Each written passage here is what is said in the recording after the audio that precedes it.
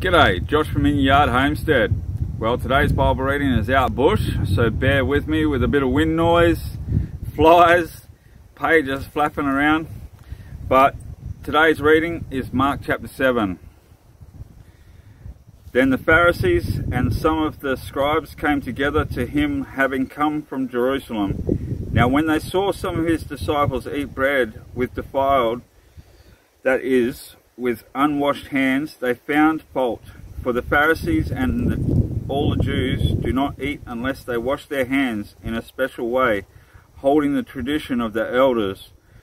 When they come from the marketplace, they do not eat unless they wash. And there are many other things which they have received and hold, like the washing of cups, pitchers, copper vessels, and couches.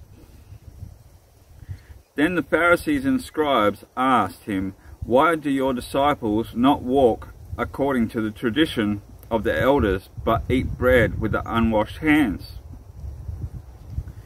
He answered and said to them, "Well did Isaiah prophesy of you, hypocrites, as it is written, this people honours me with their lips, but their heart is far from me.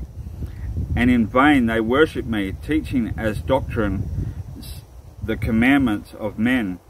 For laying aside the commandments of God, you hold the tradition of men, and washing of pitchers and cups, and many other such things you do." He said to them, "All too well you reject the commandment of God, that you may keep your tradition. For Moses said, 'Honour your father and your mother,' and he who curses father or mother, let him be put to death.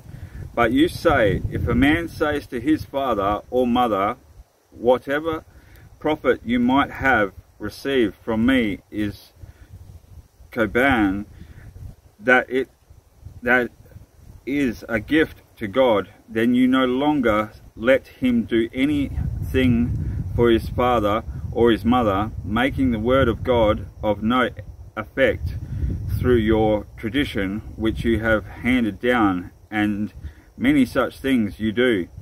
When he had called all the multitude to himself, he said to them, "Hear me, everyone, and understand.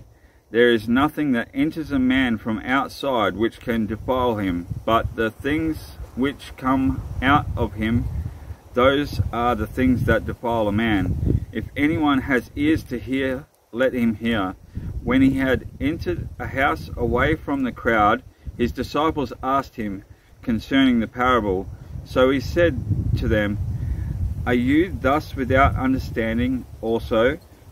Do you not perceive whatever enters a man from outside cannot defile him, because it does not enter his heart, but his stomach, and is alimented, thus purifying all foods?" And he said, "Whatever comes out of a man that defiles a man, for from within, out of the heart of men proceed evil thoughts, adulteries, fornications, murders, thefts, covetousness, wickedness, deceit, lewdness, an evil eye, blasphemy, pride, foolishness.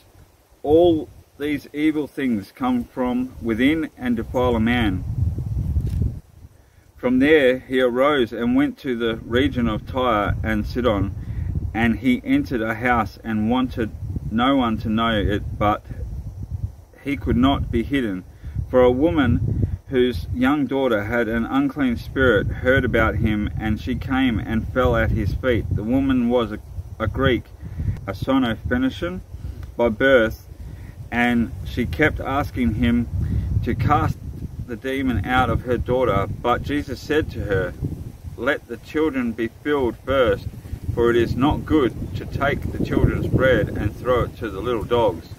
And she answered and said to him, "Yes, Lord, yet even the little dogs under the table eat from the children's crumbs." Then he said to her, "For this saying, go your way, the demon has gone out of your daughter." And when she had come to her house, she found the demon gone out, and her daughter lying on the bed. Again, departing from the region of Tyre and Sidon, he came through the midst of the region of Decapolis to the Sea of Galilee. Then they brought to him one who was deaf and had an impairment in his speech, and they begged him to put his hand on him. And he took him aside from the multitude, and he put his fingers in his ears, and he spat and touched his tongue, then looked up to heaven and sighed and said to him, Ephata, that is, be open. Immediately his ears were open, and the impediment of his tongue was loosed, and he spoke plainly. Then he commanded them that they should tell no one. But the more he commanded them, the more widely they proclaimed it, and they were astonished beyond measure, saying, He has done all things well. He makes both the deaf to hear and the mute to speak. Well, guys, thanks for listening. Until next time, God bless you guys.